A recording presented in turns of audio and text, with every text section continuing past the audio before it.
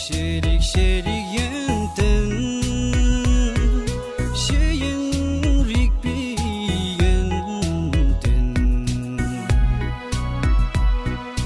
Dajin lok tutulu Meta me binurbu Şerik yönden ino Dajin lok tutulu Meta me binurbu Şerik yönden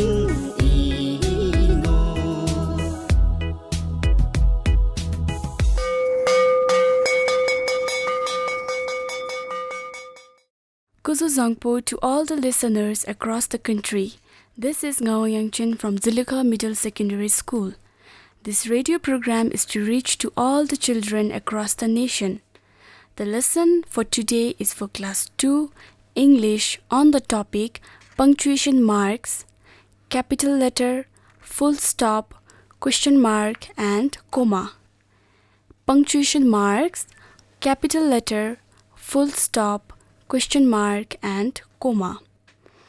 In this lesson, you will learn to identify punctuation marks such as capital letter, full stop, question mark and comma. And you will also learn to use punctuation marks correctly. Students, I want you to open your SIM and turn to page number 22. Are you all on page 22? Okay. What is punctuation? Punctuation is a specific sign or symbols used in order to make meaning of the sentences. Students, when we speak, we change our tone of voice to help the listeners understand. Similarly, when we are writing, we can use punctuation marks to make the readers understand better. Now, we will take a look at the 4 punctuation marks with example. The first punctuation mark is capital letter. That is capital letter. Let's look at the use of capital letter. Can you all look at the book? The boy says the first word in the sentence. The first word in the sentence. So, a sentence always begins with a capital letter. For example, he is sad. Here we can see the first letter in the sentence, which is H, right? The first letter is H. So H is written in capital. So always remember that the first letter in the sentence should always begin with the capital letter. What is the girl saying? She says for word I. Whenever we use the letter I alone, we should always write it in capital letter, whether it be in the beginning or in the middle of the sentence.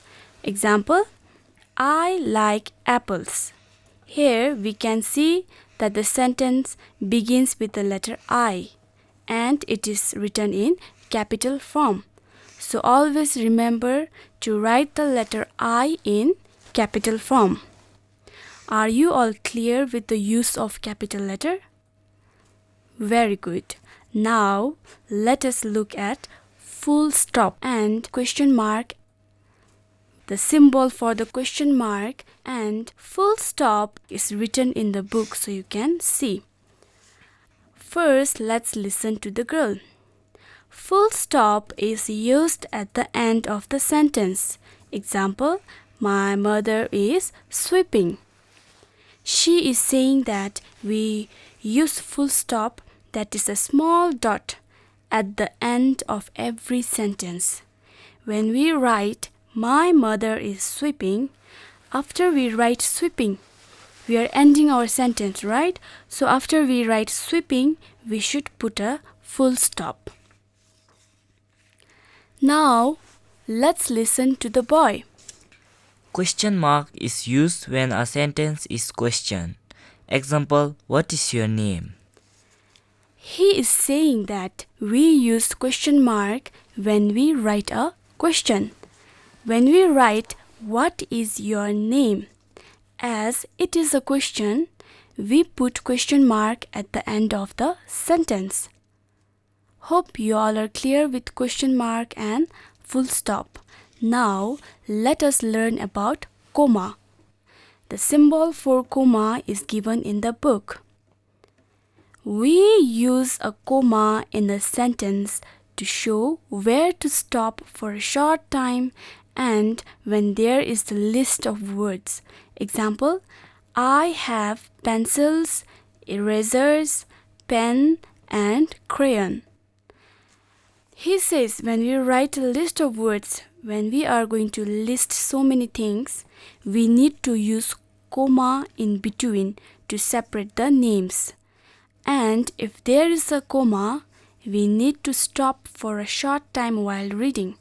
We cannot read I have pencils, erasers, pen and crayon directly, okay? So if there is a comma, we should read I have pencils, erasers, pen and crayon. You should stop for a while reading. Now that you have learned about capital letter, full stop, comma and question mark, it is time for an activity.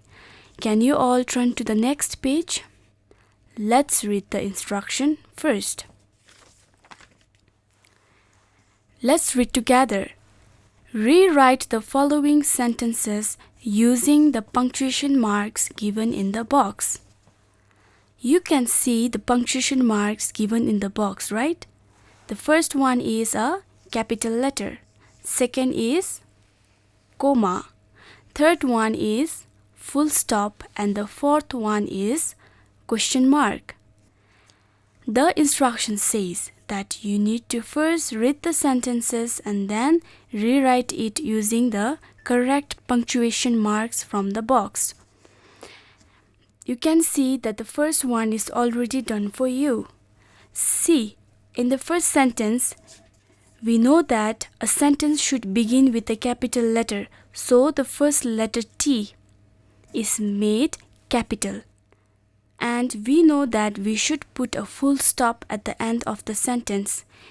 As there is no full stop, when we rewrite, we should put a full stop. Are you all clear with the instruction to do this activity? If you all are clear, now I want you all to continue with the remaining questions.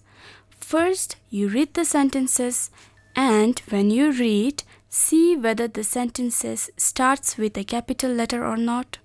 Then you see whether there's a full stop at the end of every sentence or not. Then you also have to see whether the sentence is a question or not. And if the sentence is a question, you should remember to put a question mark.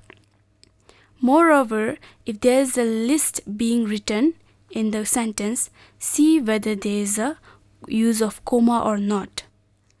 Hope you all are clear with the instruction. Now, can you all turn to the next page? It is a self-check for learning. Let's read the instruction together. Read the paragraph given below and insert capital letters, full stops, commas and question marks. For this activity, you have to read the paragraph given and while reading, you have to see whether the punctuations are used correctly or not. And if there are punctuations not used correctly, then you have to make it correct by putting in the punctuation marks. Students, I will read aloud the passage for you all. Before that, can you all look at the picture? What do you see? Very good. Yes, you can see happy ducklings in the pond. Let's read to see what they are doing out there in the pond. So I will read aloud for you. Once the brown little duckling was lonely. Soon, to his heart's delight, he found a pond. However, the ducklings there chose to keep distance from the brown duckling and didn't come near him because he was brown. The brown duckling was sad and asked, "Can I be your friend?" The other ducklings said nothing. So poor brown duckling went swimming to the next pond. He stayed there counting the leaves, flowers, stones and branches growing near the pond. That was the passage. Students, I hope that you have found the mistakes. So now you can make the corrections by inserting the correct punctuation marks. With this, we come to an end now. That is all for today. Thank you, and we will continue in the next lesson. Till then, stay safe, wash your hands, and read books.